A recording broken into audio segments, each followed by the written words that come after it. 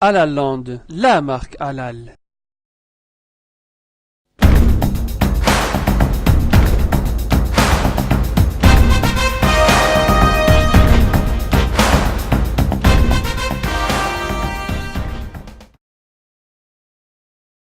La laïcité en France a été construite à partir ou pour résoudre des conflits politico-religieux qui finalement existaient en France est une construction historique qui a visé à résoudre des conflits politico-religieux qui finalement ont existé depuis le XVIe siècle et depuis que la France n'est plus totalement catholique et qu'il y avait plusieurs convictions, plusieurs religions. D'abord, ça a été évidemment le protestantisme. Les Juifs qui avaient été exclus au Moyen-Âge sont revenus aussi en France, si bien qu'au moment de la Révolution française, il y avait ces deux minorités, la minorité juive, la minorité protestante et le catholicisme. Et au XIXe siècle, les conflits ont continué. Et dans l'établissement de la laïcité, il y a toujours eu deux tendances. Il y a eu une tendance dure qui en fait estimait que les religions étaient passéistes, étaient obscurantistes, et donc qui voulait combattre la religion. Et puis une tendance libérale qui, elle, voulait la liberté de conscience, la liberté de religion pour toutes les religions et toutes les convictions, et la neutralité de l'État, mais la neutralité de l'État, pas de l'individu, bien sûr. Bon. Et c'est cette tendance-là qui a gagné au niveau des lois.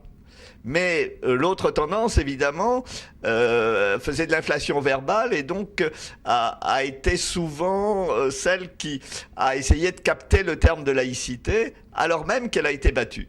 Et le problème aujourd'hui, c'est qu'avec la simplification médiatique à laquelle on assiste, c'est les héritiers, disons, de la tendance dure, on peut appeler les ultra-laïcs, mais qui, à mon avis, ont une très fausse interprétation de la laïcité, qui font le plus de bruit et qui captent l'actualité. Et donc on a ce paradoxe en France d'une réalité laïque qui pour l'essentiel est tranquille et calme, et d'une actualité qui au contraire confond, disons, la laïcité avec une démarche anti-religieuse. La laïcité historique, celle qui a gagné historiquement, la laïcité libérale, c'est une laïcité qui est une forme de gouvernance politique. Et son problème, c'est que l'État puisse être l'État de tous ses citoyens. Et donc, que chacun puisse vivre tranquillement sa religion ou ses convictions non religieuses. Bon. Et c'est pour ça que l'État, que la puissance publique doit être neutre, doit être séparée des autorités religieuses. Bon. Alors, ça ne veut pas dire que la laïcité n'a aucune exigence vis-à-vis des citoyens. Elle a une exigence de respect de l'autre, de tolérance de l'autre et la différence de l'autre. Bon. Et c'est en gros cette laïcité historique qui a gagné. Bon. Et la nouvelle, et elle parlait justement, elle était liée au progrès, à une dynamique du progrès, et notamment du progrès démocratique. Bon. La nouvelle laïcité qu'on nous présente comme étant la laïcité d'aujourd'hui voudrait replier la France sur ses racines. On parle beaucoup des racines chrétiennes, voire des racines judéo-chrétiennes, mais quelle que soit catholique, chrétienne ou judéo-chrétienne, c'est la même chose. C'est la nostalgie d'un passé perdu, d'un passé dont on fait comme s'il n'avait pas eu de conflit, donc qui en fait n'a jamais existé. Et du coup, ce qu'on demande aux musulmans, ce qu'on demande à l'islam est impossible à réaliser, puisque ça serait de se conformer à un passé qui, en fait, n'a jamais existé, qui est complètement idéalisé. Et dans toute société démocratique, il y a des petits frottements, il y a des tensions, il y a des petits tâtonnements. Bon. Et l'essentiel, c'est pas de changer ces petits incidents en affaires qui sont montées en neige par les médias et dont on bassine, si je puis dire, si je puis exprimer par ce vocabulaire un peu familier, les téléspectateurs et les auditeurs.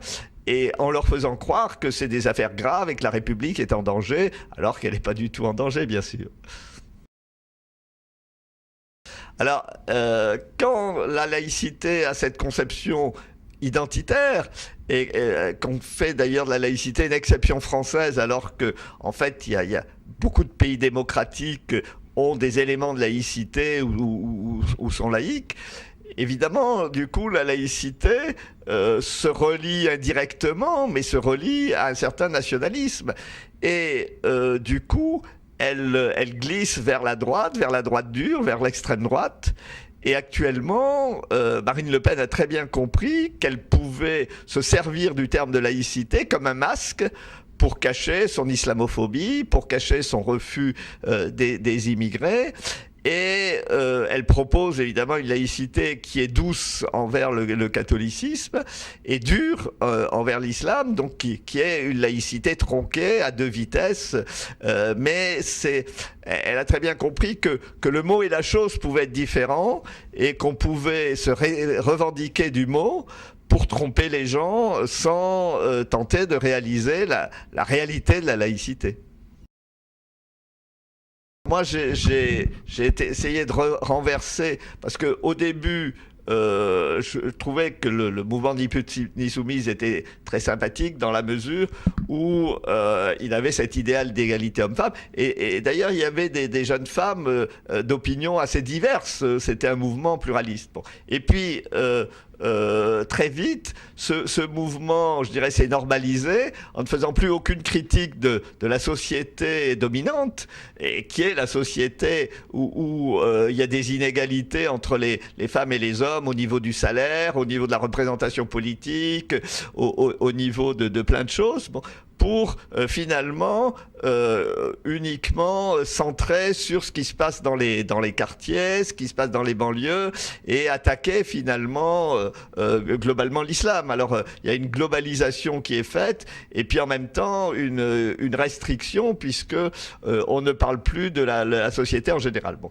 Donc moi j'ai retourné le slogan, et j'ai dit qu'il fallait être ni pute ni soumis par rapport aux structures dominantes de la société et aux structures inégalitaires de la société, qu'il s'agisse aussi bien de l'inégalité économique qui a cru ces dernières années et qui a augmenté de manière terrifiante, de l'inégalité au niveau de l'accès aux services publics, là aussi qui est un problème de plus en plus grave dans la France d'aujourd'hui, et des inégalités hommes-femmes qui se perpétuent. Et l'affaire Dominique Strauss-Kahn, d'ailleurs, a libéré la parole d'un certain nombre de femmes à ce sujet, et on a bien vu qu'il y avait un problème au sein même de la société politique. Je rappelle, par exemple, qu'il y a 18% seulement de femmes à l'Assemblée nationale, et donc 82% d'hommes.